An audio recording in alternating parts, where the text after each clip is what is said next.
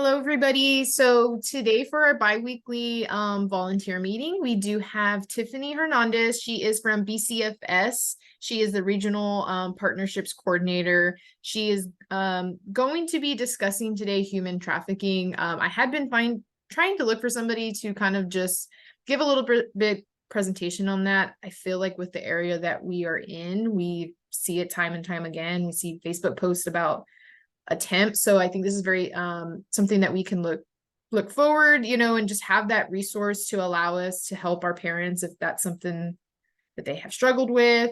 So I'm going to go ahead and I'm going to hand it over to her. If you are on this live, I'm going to input your training for you. You do not have to do that.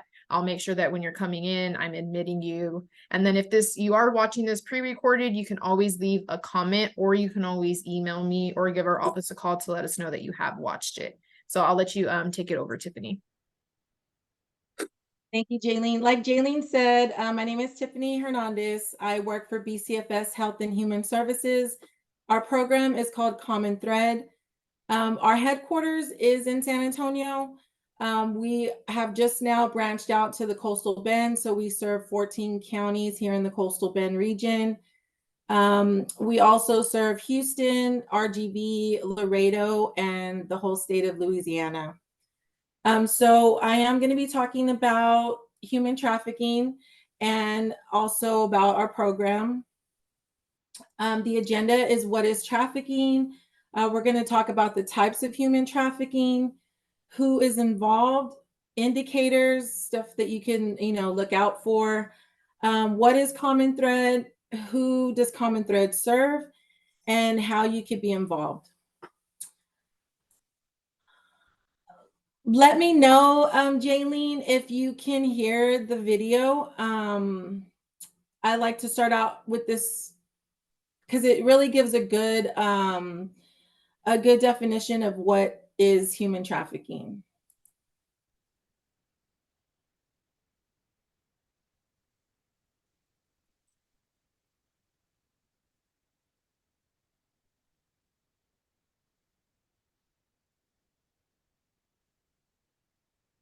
I don't think I can hear it.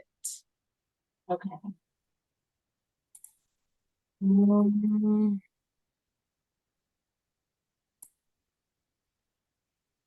Okay, let me see.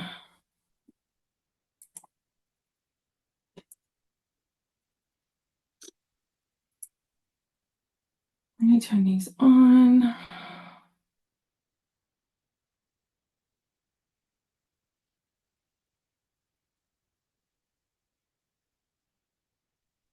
Okay, let me start it again.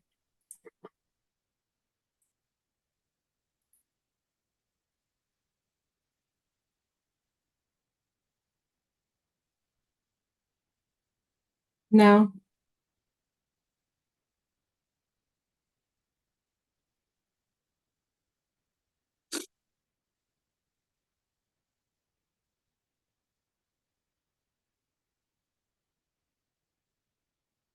Do you have a setting site on your end? I do. Can you help me out? Can you see well, obviously you can see my screen. Yeah, because I know like on my end, like the Zoom settings, I think when I present, there's like an option where it has it to where you're able. I think it has okay, yes. like Let me show you right here. your select speaker. Audio, video.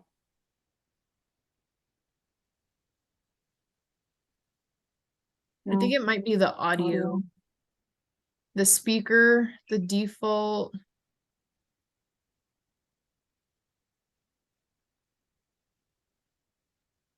Maybe this, well, no, it's the same thing. It's the same one.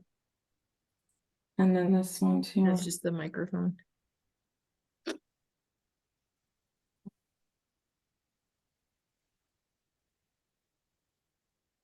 Mute my microphone. Oh, look, share screen. Let me see. Automatically share.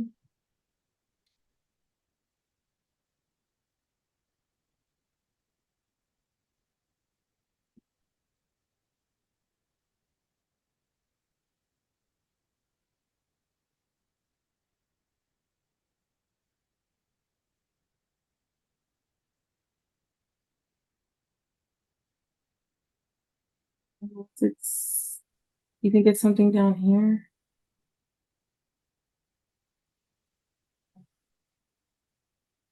Oh, audio options.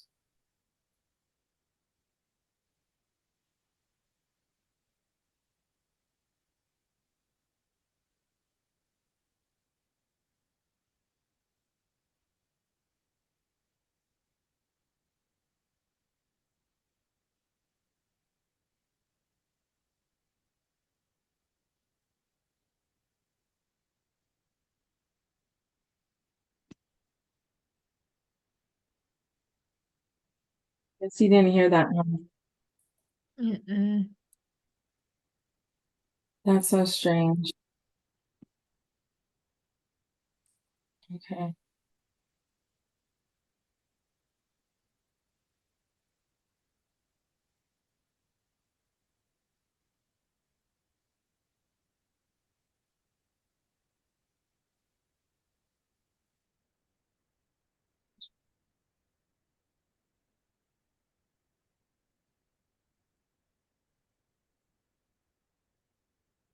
It's okay. I can share. How do I? Is there? Okay, it's in chat. I could share the.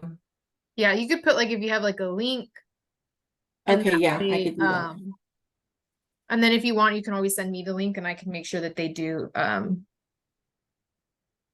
see it as well.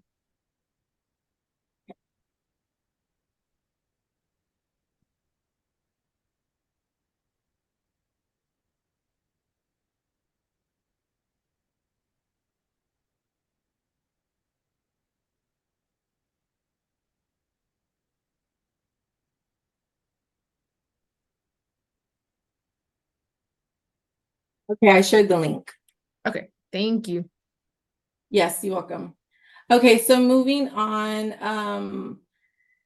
Human trafficking, also known as trafficking in persons, is a crime that involves the exploitation of a person for the purpose of compelled sex or labor. It's really important, that word exploitation, because that's really how to define human trafficking. The person has to be exploited. Human trafficking is the business of stealing freedom for profit. In some cases, traffickers trick, defraud, or physically force their victims into selling sex. In others, victims are lied to, they're assaulted, threatened, manipulated into working under inhumane, illegal, or otherwise unacceptable conditions. It's a multi-billion-dollar criminal history that denies freedom to 24.9 million people around the world. Traffickers use force, fraud, or coercion to subject victims to engage in commercial sex or forced labor. Anyone can be a victim of trafficking anywhere, including in the United States. This is the definition in case anyone didn't know. Exploitation is the action of treating someone unfairly in order to benefit from their work, including migrant workers, also the use or manipulation of another person for one's own advantage. All trafficking is exploitation, but not all exploitation is trafficking. So that's something really important to remember. I'm going to talk about the umbrella of exploitation. It's smuggling. Sometimes people get human trafficking confused with smuggling. Sextortion, we're going to talk a little bit about that. Debt bondage, and of course, human trafficking. So this is the difference between trafficking and smuggling. When a person is being trafficked, they're forced, they're defrauded, they're coerced into trafficking. Even if the victims initially offer consent, that consent is rendered meaningless by the actions of the traffickers to exploit them for labor, services, or commercial sex. With smuggling, the individuals consent to being smuggled. An example is, people who pay another person, they're often called coyotes, to bring them across the border. So they're consenting to being smuggled. Smuggling is a crime committed against a country and its borders. So that's another difference. With human trafficking, it's a crime committed against an individual. Smuggling involves the illegal transport, like I said, of an individual across a national border. Smuggling is always transnational because of that border crossing. Trafficking, it doesn't necessarily entail the physical movement of a person. We unfortunately have cases where parents are addicted to drugs and they are selling, naked pictures of their kids to their drug dealers in order to get the drugs. That's trafficking. We may not look at it in that way, and the victim a lot of the times doesn't think that they're being trafficked, but they can, unknowingly, especially if they're kids. I have another video on sextortion, but I don't know if you'll be able to hear it, so I'm gonna try it anyway, and let me know.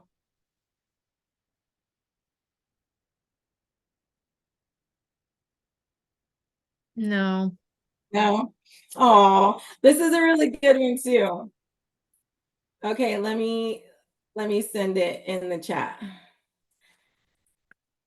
So on y'all's own time, if y'all could go look at these videos, they're really good.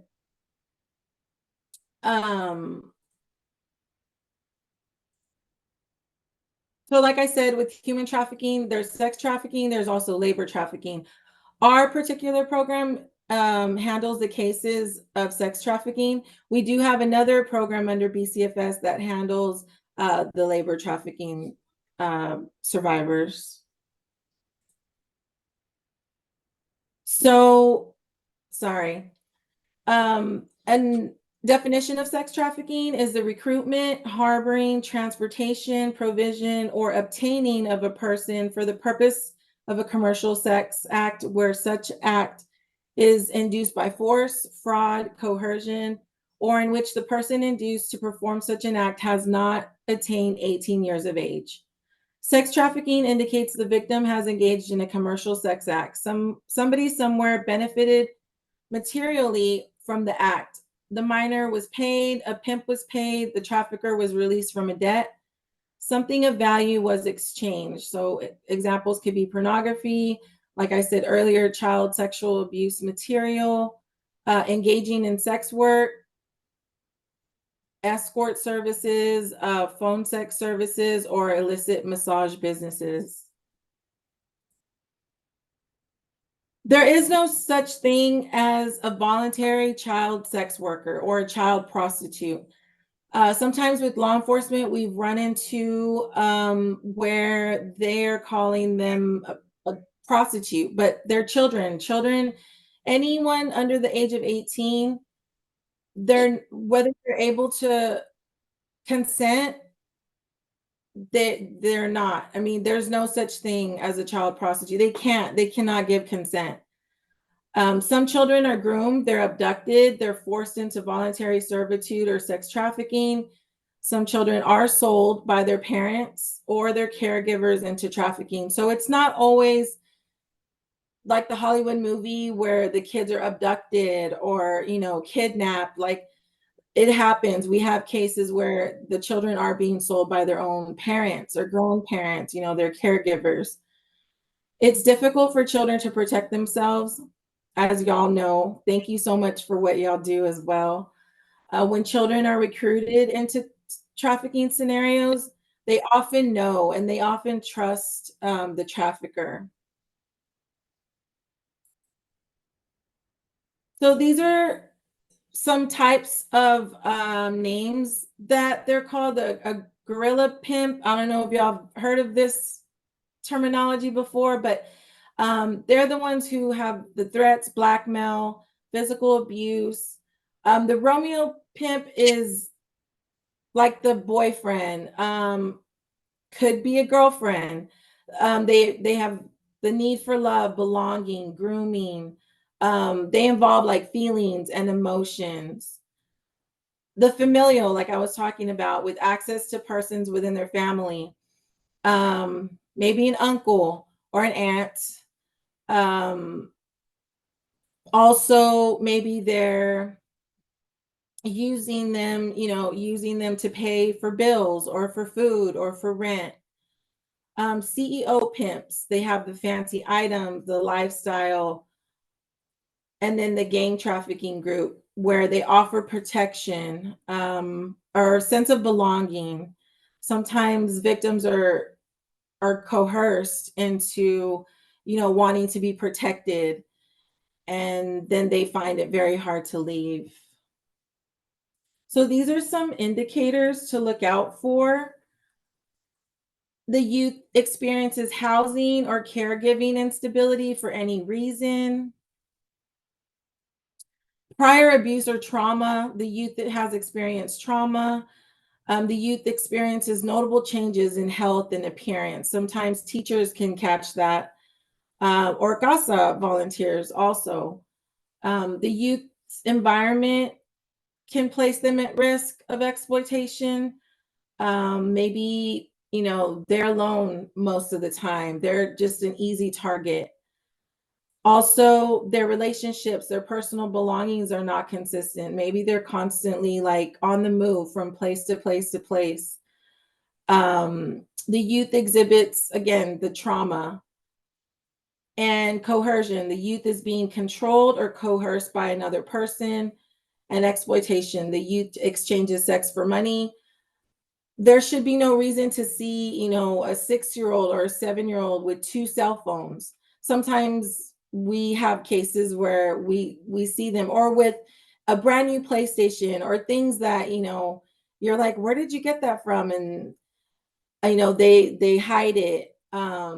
They could even be talking or exchanging, pictures on social media, and that person sends them a PlayStation in exchange for those pictures. That's sex trafficking.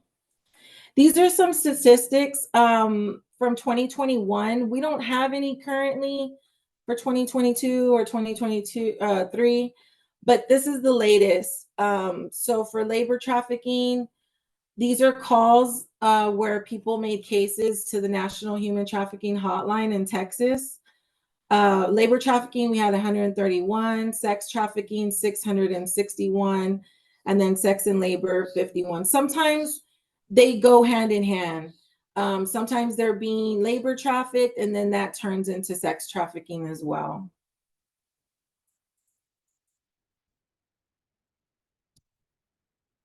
Who is involved? So of course, the traffickers, the pimps, intimate partners. We've even had a case where it was the husband, it was her husband, and she was she had kids with him. She thought that was love, and she thought that, she was in a relationship where she was being protected, but he was exploiting her. Also the victims, survivors, of course, and then of course the buyers. Buyers are found across the income distribution, with one important exception. Currently, active high-frequency buyers are much more likely than other men to make 100,000 or more annually. We do see those cases as well. And then businesses. Human trafficking can happen in any business, not just in a sexually oriented business like a hotel or a massage business. It can happen in any business. A lot of our survivors, they are lonely. They're, desperate to feel loved or to belong. They come from poverty. They see it as like it's easy, easy money, or they need to provide for their families. Substance use often comes along with it, and mental health concerns as well, depression, anxiety, lack of support system. They've run away, or they were kicked out of their home, or they don't have a family. They've been neglected, or recent relocation. They're constantly on the move, moving. History of trauma. They come from single caregiver homes. They're experiencing loss early. Maybe their mom died, their dad died, or a caregiver, passed away. So those who have experienced any of the following, they're at greater risk. The trauma, sexual, physical abuse, neglect, long-term separation from caregivers, frequently changing caregivers. Traffickers really prey on this vulnerability because attachment challenged youth feel unlovable. They are more vulnerable to traffickers and they're less able to discern between safe and unsafe. Love becomes a primary need at any cost. And it's unfortunate. It's really sad. So our program, like I said, is called Common Thread. We are comprised of social workers all throughout Texas. Like I said, we did branch out to Louisiana. Now we are covering the state of Louisiana. The program is evidence-based. It's survivor-informed, operating with the understanding that long-term, being dependable, being a positive adult, real similar to you guys, to GASA volunteers. We're that, adult who builds a relationship with them and who are just that extra layer of support. Common Thread is a relational advocacy program for sex trafficking survivors or likely survivors. So we also, maybe the person is not being sex trafficked, but they're at risk. We also take on those cases as well.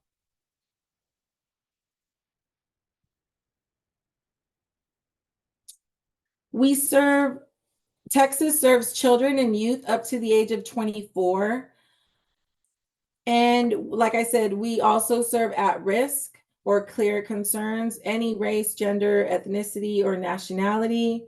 This is a little bit about where we are. So Coastal Bend, the 14 counties we serve are Aransas, B, Calhoun, Goliad, Jackson, Jim Wells, Clayburgh, Live Oak, Matagorda, Nueces, Refugio, San Patricio, Victoria, and all the way up to Wharton. We are also in the RGV. We're in Laredo, Houston, and then our headquarters is in San Antonio. Our advocates are mobile. We're remote. They are able to be dispatched. And I'm going to let you know if y'all ever need to contact the hotline. We have a 24/7 hotline number, and then we can also receive referrals by our website. They have 90 minutes to get to the survivor once we receive it, and once they're dispatched, they have 90 minutes. And this is the advocate's role. Our advocate's role is to help create felt safety. We're really not here to, take anyone else's case management position or a counselor's position or even a GASA volunteer's job. We just want to have that extra layer of support just to be there for the survivor, so they know, that there's multiple. It really does take a village, like they say. It takes a village to raise a child, and research does demonstrate that for survivors of complex traumas, felt safety is impossible in the absence of at least one consistent, trusting, genuine, respectful adult relationship. So this is just a little difference about case management. With case managers, like if the child is, with CPS and they're assigned a case manager, it's really effective when they're ready to engage. They're already ready to engage in the services.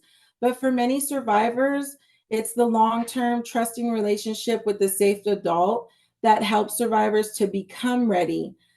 We don't force them, of course, to become, to be ready. We just let that happen by building that safe, trusting environment. Like I said, just like you guys.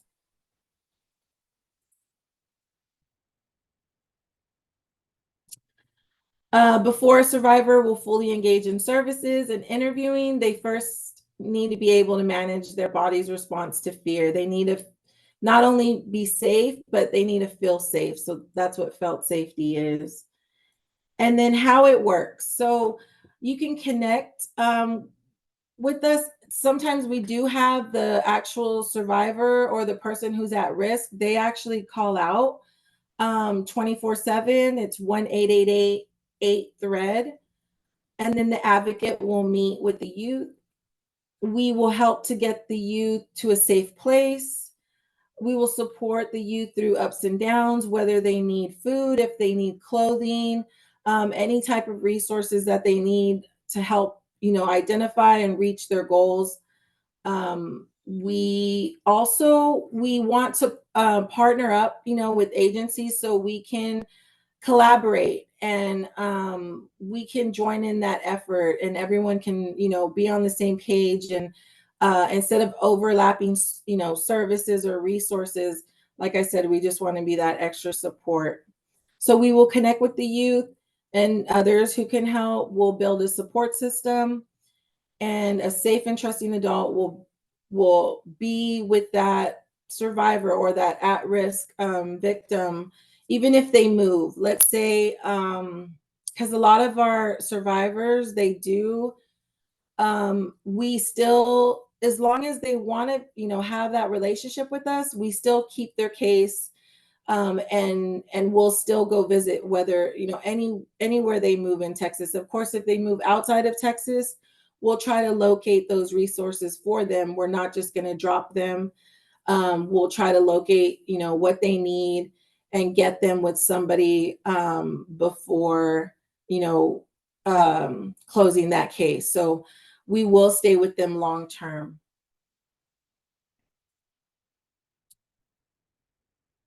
And some of the services that our survivors have needed, of course, basic needs, housing, shelter, hygiene.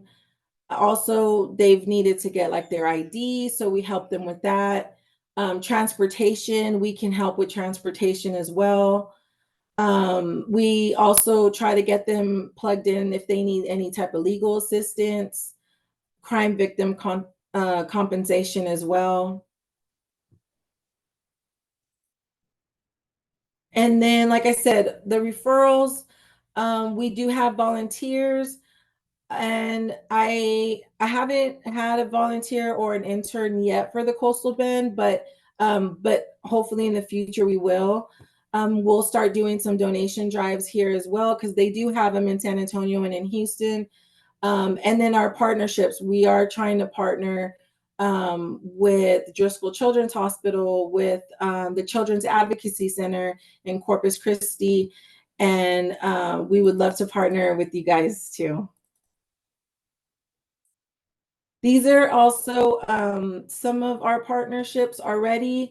Of course, DFPS, also the Office of the Governor, because we are funded by the Office of the Governor. And then our local police and sheriff's departments as well. We have partnered with Robstown PD. I need to get in touch with Clayburgh, Keensville, hopefully soon. And then again, this is the way to reach us, the 1-888-8-THREAD. This is our email address, because the referrals can come in by email as well. And then this is our website, bcfstrafficking.org. I know that was really fast, you guys. It's already 1:30, but No, you're fine. but yeah, no, feel free to reach out to me. This is actually my information here. This is my supervisor. If you'd like to call and ask more questions, because I know this was really quick, or email, feel free. Yeah. I'm here to help. Yeah, thank you so much for, taking the time to talk with our volunteers.